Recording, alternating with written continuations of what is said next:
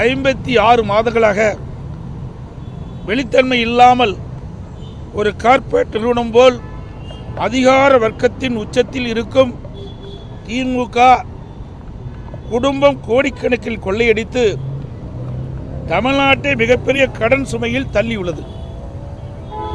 இதை பொறுப்புள்ள எதிர்க்கட்சியாக சுட்டிக்காட்டுகிறோம்.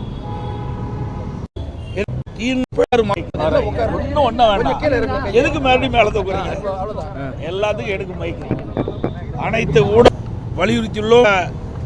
56 மாதங்களாக வெளித்தன்மை இல்லாமல் ஒரு கார்ப்பரேட் நிறுவனம் போல் அதிகார வர்க்கத்தின் உச்சத்தில் இருக்கும் திமுக குடும்பம் கோடிக்கணக்கில் கொள்ளையடித்து தமிழ்நாட்டை மிகப்பெரிய கடன் சுமையில் தள்ளியுள்ளது. இதை பொறுப்புள்ள எதிர்க்கட்சியாக சுட்டிக்காட்டுகிறோம்.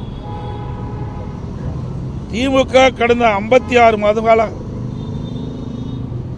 வருடத்திற்கு 1 லட்சம் கடன் வாங்கி தமிழ்நாட்டை மிக கேவலமான வகையில் நிர்வாகம் செய்து ஏற்கனவே இருந்த கடனை விட கூடுதலாக சுமார் 4 லட்சம் கோடி கடனை அதிகரித்துள்ள நிர்வாக திறனற்ற திமுக அரசின் சாதனை. ஆட்சிக்கு வந்த ஒரு வருடத்திலேயே விடியா திமுக அரசு கொள்ளையடித்த எல்லா ஆடியோவிலும் வந்த செய்தி 30,000 கோடி ரூபாயை திரு சபரீசன் அவர்களும் திரு உதயநிதி அவர்களும் என்ன செய்வதென்று தெரியாமல் தவித்து வருவதாக அப்போதைய நிதியமைச்சர் திரு பழனிவேல் தியாகராஜன் அவர்கள் தெரிவித்தது அனைவரும் அறிவீர்கள். ஒரு ஆண்டுக்கே இவ்வளவு என்றால் இந்த 4.5 ஆண்டுகளில் எவ்வளவு கொள்ளையடித்திருப்பார்கள் என்று கணக்கிட்டு பாருங்கள். ஊழல் செய்வதை தவிர இவர்கள் தமிழக மக்களுக்கு எந்த நன்மையும் செய்யவில்லை. விஞ்ஞான முறையில் ஊழல் செய்யக்கூடிய கட்சி திராவிட முன்னேற்ற கழக கட்சி. அந்த வகையில் அரசின் பல்வேறு துறைகளில் மிக அதிக அளவில் ஊழல் செய்து தமிழக மக்களை அதிர்ச்சிக்குள்ளாகி இருக்கிறது என்பதை இந்த நேரத்தில் மேதக ஆளுநர் அவர்களுக்கு சுட்டிக்காட்டுகின்றோம். அதை துறை வாரியாக எவ்வளவு ஊழல் நடைபெற்றது என்ற விவரத்தையும் நாங்கள் சுட்டிக்காட்டுகின்றோம். அதனுடைய விவரம் நகராட்சி நிர்வாகம் மற்றும் குடிநீர் வழங்கல் துறையில் 64,000 கோடி, ஊரக வளர்ச்சி மற்றும் பஞ்சாயத்து ராஜ் துறையில் 60,000 கோடி, சுரங்கம் மற்றும் கனிம வளத்துறையில் 60,000 கோடி, எரிசக்தி துறையில் 55,000 கோடி, கலால் வரி டாஸ்மாக் 50,000 கோடி, பத்திரப்பதிவுத்துறை 20,000 கோடி, நெடுஞ்சாலை துறையில் 20,000 கோடி, நீர் ஆதாரத்துறையில் 17,000 கோடி, சென்னை மாநகராட்சியில் 10,000 கோடி, தொழில்துறையில் 8,000 கோடி, பள்ளி கல்வித்துறையில் 5,000 கோடி, மக்கள் நல்வாழ்வுத்துறையில் 5,000 கோடி, வேளாண்மை துறையில் 5,000 கோடி, சமூக நலத்துறையில் 4,000 கோடி, உயர்கல்வித்துறையில் 1,500 கோடி, இந்து சமய அறத்துறையில் 1,000 கோடி, ஆதி திராவிட நலத்துறையில் 1,000 கோடி,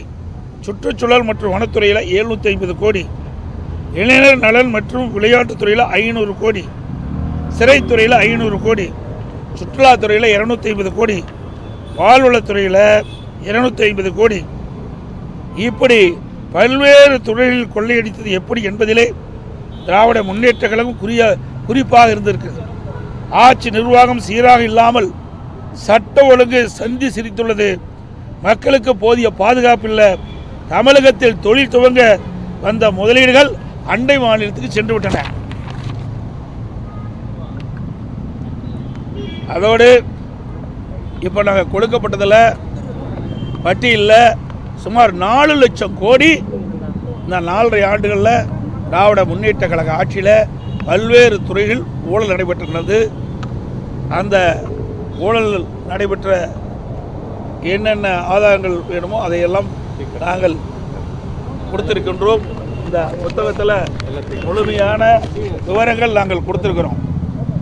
நான் குறிப்பிட்ட துறைகளில் ஒவ்வொரு துறையிலும் எத்தனை ஆயிரம் கோடி ஊழல் நடைபெற்றது என்ற விவரம் முழுமையாக இந்த புத்தகத்தில் இடம்பெற்றிருக்கிறது, ஆதாரத்தோடு இடம்பெற்றிருக்கின்றது. இதை மாண்புமிகு மேதகு ஆளுநர்கிட்ட கொடுத்திருக்கிறோம். ஆளுநர் அவரிடத்திலும் கோரிக்கை வைத்திருக்கின்றோம்.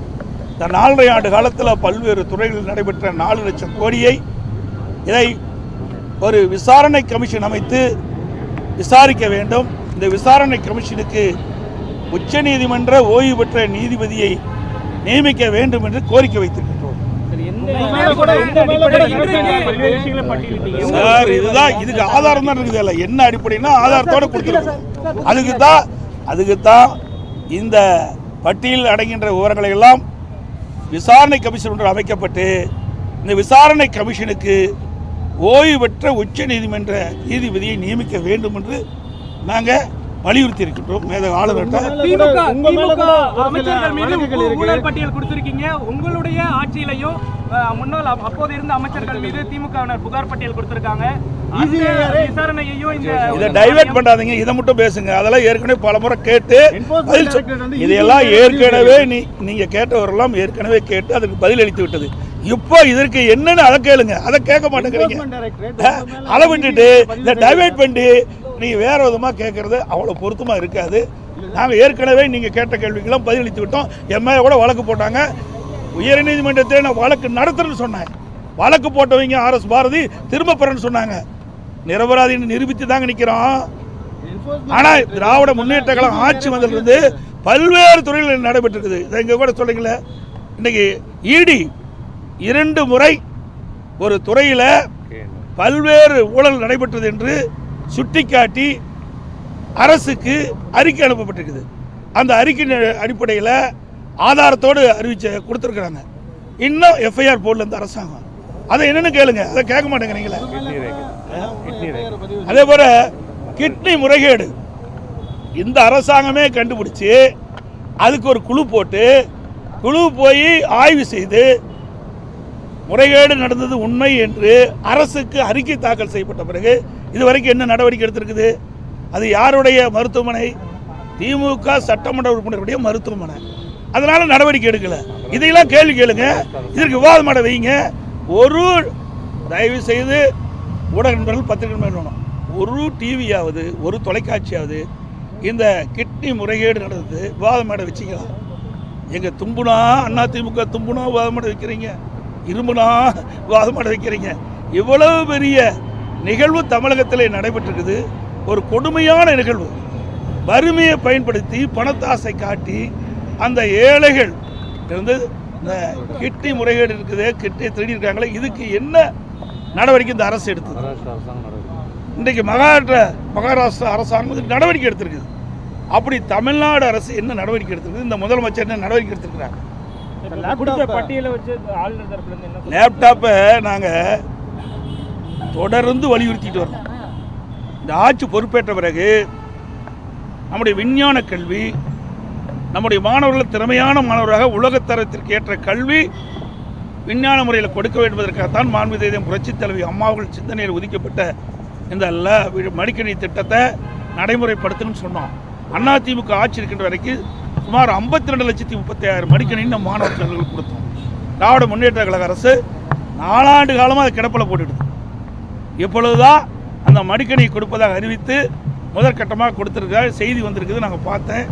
இதை கொடுப்பதில் நாங்கள் வரவேற்கிற எந்த மாற்று கருத்தும் கிடையாது. ஏன்னா இது அனைத்து இந்திய அண்ணா திராவிட முன்னேற்ற கழக அரசு கொண்டு வந்த திட்டம். அந்த திட்டத்தை இவர் இப்போ தான் கடைபிடிக்கிறாங்க. இதை ஏற்கனவே நாங்கள் குறிப்பிட்டவாறு இந்த ஆட்சி அமைந்தவுடன் மாணவ செல்வங்களுக்கு இந்த மடிக்கணினி கொடுக்கப்பட்டிருந்தா பயனுள்ளதாக இருந்திருக்கு. சரி, இப்போது கொடுக்குறீங்களே, எதற்காக கொடுக்குறீங்க? நடைபெறுகின்ற தேர்தலில் இந்த மாணவருடைய வாக்கு தேவை, அதற்கு தான் இந்த லேப்டாப் கொடுக்குறாங்க ஒழிய மாணவன் நலனுக்காக கொடுக்கல, மாணவனுக்கு நன்மை கிடைப்பதற்காக கொடுக்கல. அப்படி கொடுக்குவதாக இருந்தால் இந்த அரசு 2025ஆம் ஆண்டு கல்லூரி திறப்பதற்கு முன்பு கல்லூரி திறந்த பிறகு கொடுத்திருந்தா கூட பரவாயில்ல, அப்பவும் கொடுக்கல. அப்போ கல்லூரி சேர்ந்த மாணவர்கள் கடனை உடனே வாங்கி லேப்டாப்பை வாங்கி படிச்சுட்டு இருக்கிறாங்க. அதாவது இன்றைக்கு 3 ஆண்டு நிறைவுப்பட போகுது. இன்னும் 2 மாதத்தில் 3 ஆண்டு நிறைவு பெற்று மாணவர்கள் வெளியேற போகிறாங்க. அப்போ இந்த லேப்டாப் கொடுக்குறீங்க, அதனால் என்ன பயன்? ஆக இந்த அரசோடைய நோக்கம் என்ன? தேர்தலில் அவருடைய வாக்கு கிடைக்க வேண்டும், அதுதான் நோக்கம். மாணவர்களுக்கு நல்லது செய்வோம், நன்மை செய்வோம் நோக்கமே இல்லை. அப்படி உண்மையிலேயே மாணவர்களுக்கு நல்லது செய்வோம் இந்த அரசா எண்ணி இருந்தால், நாங்கள் வைத்த கோரிக்கை, இந்த ஆட்சி ஏற்பட்ட உடனே நாங்கள் கோரிக்கை வச்சோம், நீங்கள் தொடர்ந்து நம்முடைய மாணவ செல்வர்களுக்கு அதிமுக ஆட்சியில் வழங்கி வந்த அந்த லேப்டாப் கொடுக்க வேண்டும் என்று கோரிக்கை வைத்தோம். அந்த கோரிக்கை நிறைவேற்றதை இன்றைக்கி 4 ஆண்டு காலம் கொடுத்துருக்கலாம். அதாவது இப்போ எல்லாமே தேர்தல் நோக்கி தான் இந்த அரசு பயணம் பண்ணிட்டு இருக்குது. மக்களுக்கு நன்மை செய்வதற்காக கொடுக்கல, மக்கள் படிக்கின்ற கஷ்டத்தை பார்த்து கொடுக்கல. வருகின்ற சட்டமன்ற தேர்தலில் திராவிட முன்னேற்ற கழகத்துக்கு மக்களுடைய செல்வாக்கு இழந்து விட்டார்கள், தோல்வி பயம் வந்துட்டது. அதில் எப்படியெல்லாம் இந்த மக்களை ஏமாற்றி விஞ்ஞான முறையில் அவருடைய வாக்குகளை பெறுவதற்கு தான் தந்திரமாக இந்த ஸ்டாலின் அவர்கள் இந்த அறிவிப்பை வெளியிட்டிருக்காங்க. அதன் அடிப்படையில் தான் குடும்ப அட்டைக்கு இன்றைய தினம் 3000 ரூபாய் அறிவிச்சிருக்கிறாங்க. ஏற்கனவே திரு ஸ்டாலின் அவர்கள் எதிர்க்கட்சியில் இருக்கின்ற பொழுது, நான் முதலமைச்சர் இருந்த காலத்தில் அதிமுக ஆட்சி நடைபெற்ற பொழுது குடும்ப அட்டைக்கு ஏன் 2500 ரூபாய் கொடுக்குறீங்க, 5000 ரூபாய் கொடுக்கணும்னு இதே முதலமைச்சர் அன்றைய தினம் கோரிக்கை வச்சார். அந்த அடிப்படையில் தான் நான் 15 நாளுக்கு முன்பாகவே எங்களுடைய எழுச்சி பயணத்தின் போது கூட்டத்தில் தெரிவித்தேன், திரு ஸ்டாலின் அவர்களே, நீங்கள் 5000 ரூபாய் குடும்ப அட்டை கொடுப்புன்னு கோரிக்கை வச்சீங்க. அதன் அடிப்படையில் இந்த 3 ஆண்டு காலமாக பொங்கல் தொகுப்பு தான் வழங்கப்பட்டது, பொங்கல் பரிசு கொடுக்கல. அதன் அடிப்படையில் இது உங்களுக்கு இறுதி ஆண்டு, இனிமேல் திமுக ஆட்சிக்கு வருவது என்பது இயலாத காரியம். கடைசியிலாவது மக்கள் மகிழ்ச்சியோடு இருக்கின்ற அடிப்படையில் எல்லா குடும்ப அட்டைக்கும் 5000 ரூபாய் வழங்க வேண்டும். நீங்க வைத்த கோரிக்கை தான் இப்ப நான் சொல்றேன்னு சொல்லிடுறேன். ஆனா இப்ப 3000 தான் கொடுத்துருக்காங்க. இல்லை, எனக்கு இப்பதான் வந்திருக்கு, எனக்கு தெரியல. அது முழு விவரம் கிடைத்த பிறகு அதற்கு உண்டான பதில் சொல்றேன். தாங்க எல்லாமே தேர்தலை நோக்கி கொடுக்கப்பட்ட அறிவிப்பு.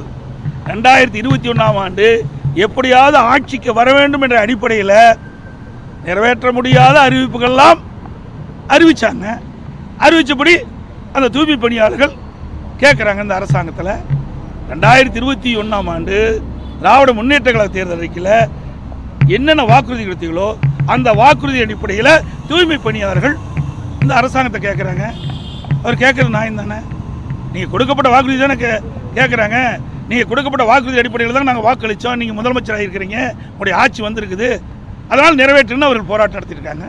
ஆனால் இந்த அரசாங்கம் கொடுக்கப்பட்ட வாக்குறுதியை எப்பொழுதும் நிறைவேற்றிய சரித்திரம் கிடையாது திமுக அரசாங்கத்தை பொறுத்த வரைக்கும். அதுபோல் 525 அறிவிப்புகள் 2021ஆம் ஆண்டு அறிவித்தாங்க. அதில் 4இல் 1 பங்கு கூட நிறைவேற்றலை. இதுதான் உண்மை, யதார்த்தம். இது மட்டும் இல்லை, இன்றைக்கி தமிழகத்தில் பல போராட்டம் நடந்துருக்கு. விவசாயிகள் போராட்டம், பஸ் தொழிலாளர் போராட்டம், செவிலியர் போராட்டம், இடைநிலை ஆசிரியர்கள் போராட்டம், தூய்மை பணியாளர் போராட்டம், இப்படி எல்லா தரப்புமே இன்றைக்கி போராட்டத்துக்கு வந்துட்டாங்க, வீதியில் வந்து போராடிட்டு இருக்கிறாங்க.